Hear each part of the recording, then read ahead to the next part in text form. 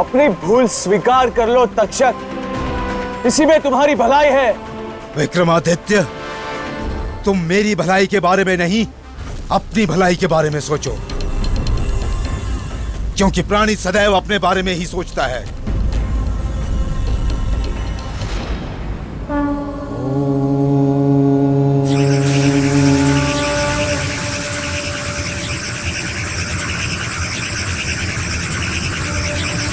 श्रीमान बेताल,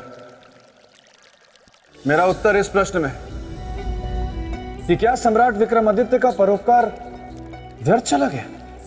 और आप ही ने मुझसे कहा कि सम्राट विक्रमादित्य इस विश्व में किसी भी चुनौती से परास्त नहीं हो पाए, तो फिर वो इस चुनौती से कैसे पराजित हो सकते? राजन, जब आप मेरे मित्र की प्रशंसा करते हैं ना, तो आप मुझे बहुत अच्छे लगते हैं, परंतु जब आप मेरे मित्र के सिंहासन को प्राप्त करने की बात करते हैं, तो आप मुझे एक हिंसक मतलब मुझे अच्छा नहीं लगता।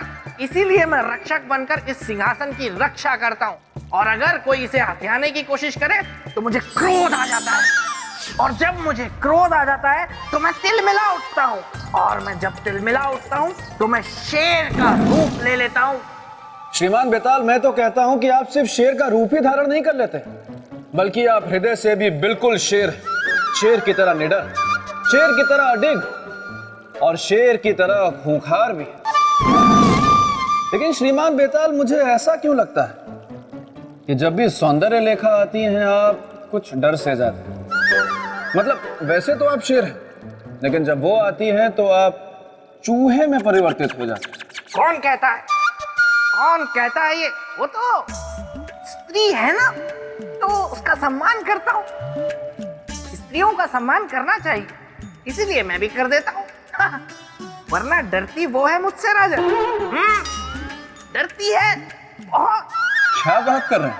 मेरे सामने आते ही उसकी चिट्टी पिट्टी गुम हो जाती है, बाल खड़े हो जाते हैं उसके, त्राहिमाम करके भागती है। मतलब डरती आपसे वो है? सच में? हाँ। क्या बात है श्रीमान बेताल। निसंदेह। मैं तो ये कहूंगा कि आप पुरुष जाति के लिए एक उदाहरण है, बिल्कुल सशक्त उदाहरण। अच्छा श्रीमान बेताल, वैसे तो सौंदर्य लेखा किष्किंधा पर्वत में जाप के लिए गई, लेकिन मान लीजिए कि यदि सौंदर्य लेखा इस समय ठीक आपके पीछे हो, तो आप क्या कहेंगे? क्या कहेंगे? मतलब शेर बने रहेंगे या फिर चूहे में परिवर्तित हो जाएंगे? राजन, आप बड़े मजाकिया हैं। पीछे क्या, वो अगर मेरे सामने होती तो सामने सामने बात होती, और अगर वो पीछे भी होती तो मैं पीछे घूमता और कहता। कहिए। क्या कहते? मैं कहता कि सौंदर्य लेखा, मैं तो मजाक कर रहा था। अच्छा। श्रीमान बेताल, अरे श्रीमान बेताल, आप ठीक हैं? वैसे आपको देखकर मुझे इस बात का पूर्ण विश्वास हो गया कि सिर्फ मनुष्य नहीं, बेताल भी स्त्री के वश में ही रहते हैं। वैसे आप अभी ठीक तो हैं? मुझे क्या हुआ है? मैं बिल्कुल ठीक हूँ राजन। ये जो कुछ भी आपने देखा, ये मेरा स्त्री के प्रति सम्मान था। ऐसे में सम्मान करता हूँ स्त्रियों का। खैर आप ये सब छोड़िए, हम हमारी चर्चा को आगे बढ़ाते हैं। तो आप क्या बता रहे थे महारानी के बारे में? मैं ये कह रहा था श्रीमान बेताल, कि सतीत्व स्त्री का एक ऐसा बल है जिसे कोई भी नहीं छल कर सकता, और देवी रागेश्वरी अपने पति से अत्यंत प्रेम करती है, इसलिए वो कभी भी तक्षक के षड्यंत्र में शामिल नहीं हुई। तो फिर वो क्यों तक्षक का साथ दे रही थी? क्यों अपनी इच्छा से तक्षक से विवाह कर रही थी? क्या कारण था इसका? इसका कारण था सम्मोहन। तक्षक ने उन पर सम्मोहन कर दिया था, इसलिए उनके सोचने समझने की शक्ति क्षीण हो गई।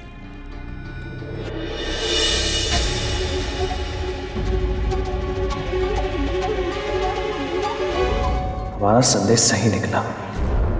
देवी रागेश्वरी पूरी तरह तक्षक की सम्मोहन में है, तभी तो बिना पलक झपकाए पत्थर की बूंद बनी है। अब आप दोनों को फेरों के लिए उठना पड़ेगा। ये 7 फेरे पूरे होते ही आप दोनों पूर्ण रूप से पति पत्नी हो जाएंगे। ये नहीं हो सकता। इससे पहले कि ये 7 फेरे पूरे हो, हमें देवी रागेश्वरी का सम्मोहन तोड़ना होगा।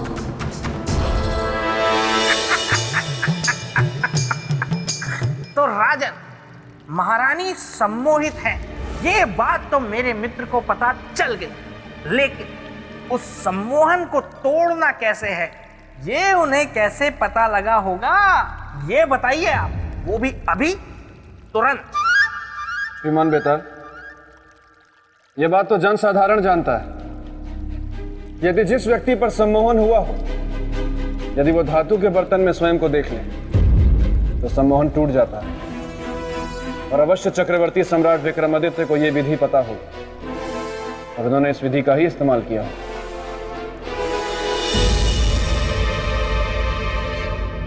अब आप लोग फेरे लेने के लिए खड़े हो जाइए।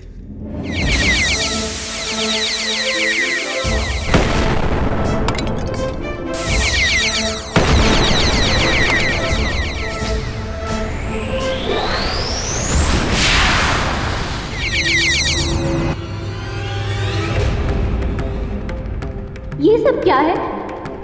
मैं यहाँ कहाँ हूँ? क्या हो रहा है ये सब? कौन हो तुम? हम आपके होने वाले पति है देवी। बस एक बार फेरे हो जाए, फिर हम सदा सदा के लिए विवाह के बंधन में बंध जाएंगे। विवाह रचाने के बारे में सोच भी कैसे सकते हो? उस सुहागन से जिसकी मांग में पहले से ही उसके पति के नाम का सिंदूर चमक रहा है। जल जाएगा तू उसकी मांग के सिंदूर से, भस्म हो जाएगा तू। आज इस शुभ अवसर पर आप कैसी अशुभ बातें कर रही हैं देवी? चलिए हमारे साथ, फेरे लेने हैं। तक्षक, ये सब क्या है? ये इसका सत्य है नागराज। नामदेव से बदला लेने के लिए सबसे पहले उसका रूप धारण किया, ताकि महारानी रागेश्वरी को बंदी बनाकर उसका अपहरण कर सके और फिर उसे सम्मोहित करके उससे विवाह करना चाहा। यही उसके छल का प्रमाण है। आपने नागलोक को कलंकित होने से बचा लिया सम्राट, आपका बहुत बहुत आभार।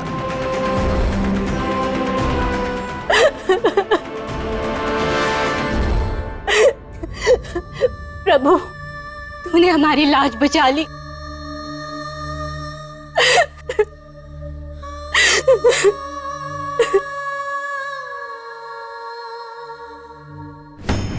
तक्षक, कहां जा रहे हो तक्षक? रुको तक्षक, रुक जाओ तक्षक, रुको तक्षक।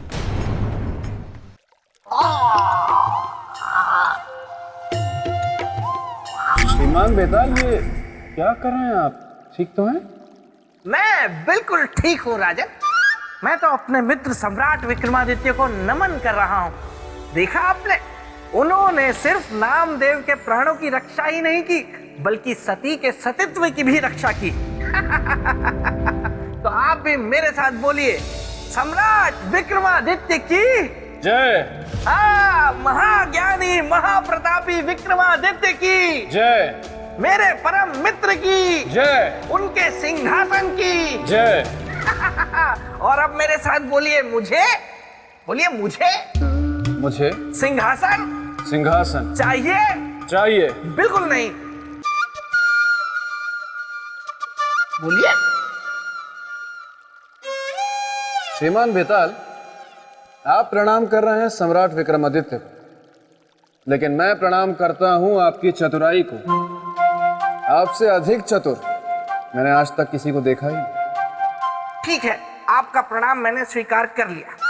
अब मुझे ये बताइए राजन, कि राम के कुल का वंशज होते हुए भी, इंद्रदेव का परम मित्र होते हुए भी, तक्षक क्यों अधर्म के मार्ग पर चल पड़ा था?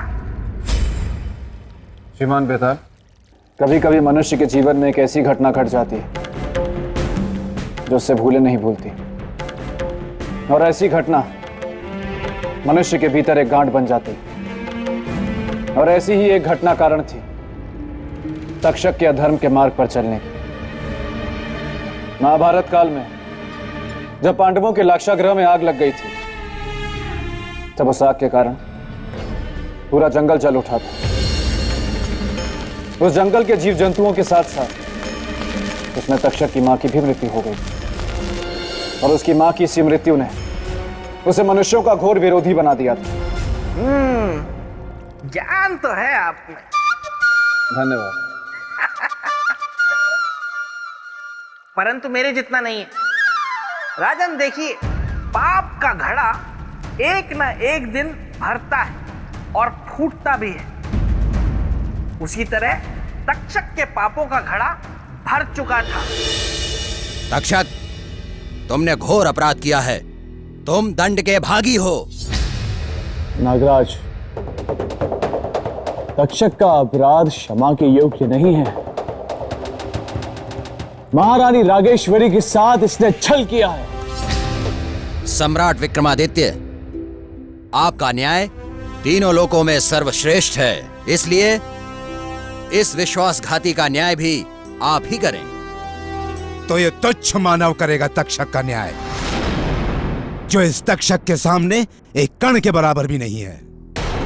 विक्रमादित्य, तुम मरने के लिए तैयार हो जा। कौन मरेगा और कौन मारेगा तक्षक, ये समय पे छोड़ दो। जा, छोड़ दिया निर्णय समय पर। आ, युद्ध कर मुझसे। यदि तुझे न्याय प्रिय है तो कर स्वीकार चुनौती।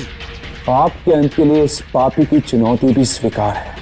तो ठीक है, आजा मेरे मौत के अखाड़े में। आ, आ, आ।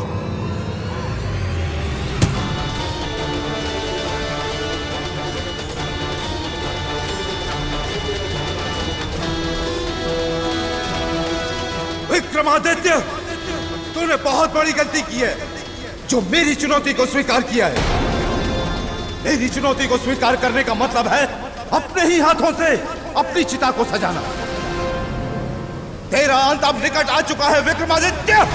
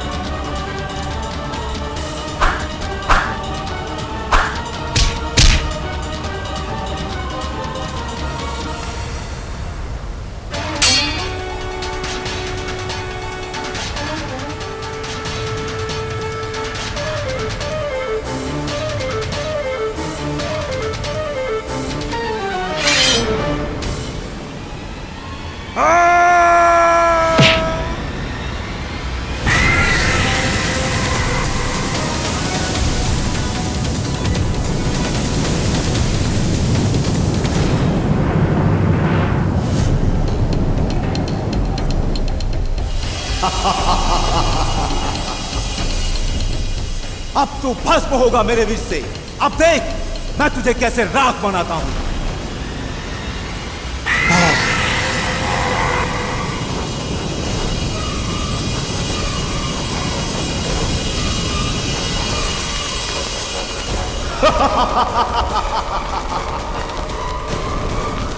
को दंडित करने चला था उस तक्षक को जो मनुष्यों का साक्षात काल है।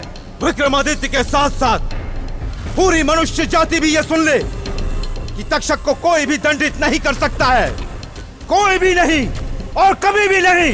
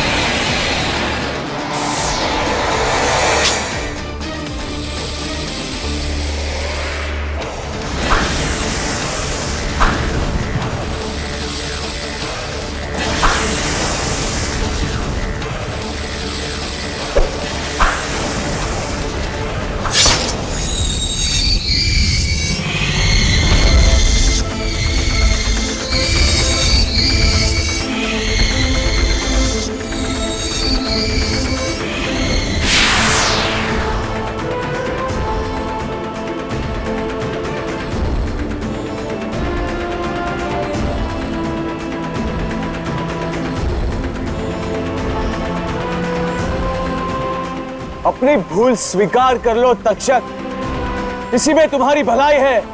विक्रमादित्य, तुम मेरी भलाई के बारे में नहीं, अपनी भलाई के बारे में सोचो, क्योंकि प्राणी सदैव अपने बारे में ही सोचता है।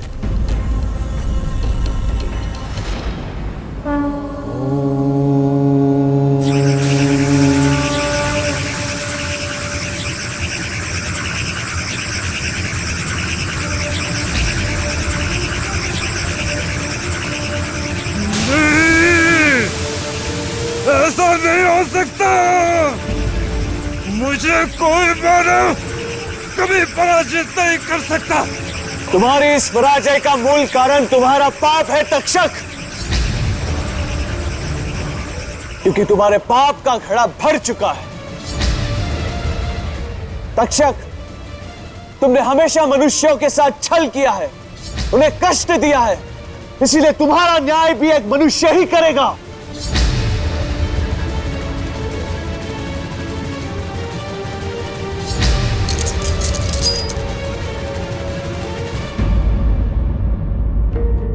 न जाने कहां होगी महारानी, किस अवस्था में होगी।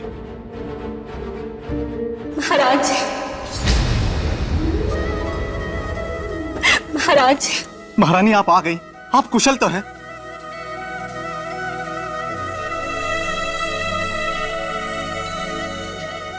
सम्राट, आप शुभ समय पर आए। देखिए देखिए महारानी आ गई। नहीं महाराज, हम स्वयं नहीं आए, सम्राट विक्रमादित्य हमें लाए हैं। महाराज, यदि ये ना होते तो हम आपके पास वापस कभी ना लौट पाते।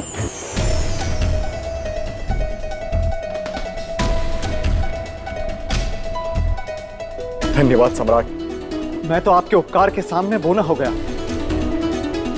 आपने तो मुझे अपना हड्डी बना दिया। नहीं महाराज, मनुष्य कभी मनुष्य का ऋणी नहीं होता। अगर आपको ऋणी होना है तो उस परमपिता परमात्मा का होना चाहिए जिसने हमसे ये उपकार करवाया, आपके इस धूमिल संसार को हरा भरा बनाने के लिए हमारा सहयोग किया और इस कर्तव्य का पालन करने की शक्ति दी हमें। किंतु ये सब हुआ कैसे? किसने किया ये सब? महाराज, ये सब इसने किया है महाराज। हाँ महाराज।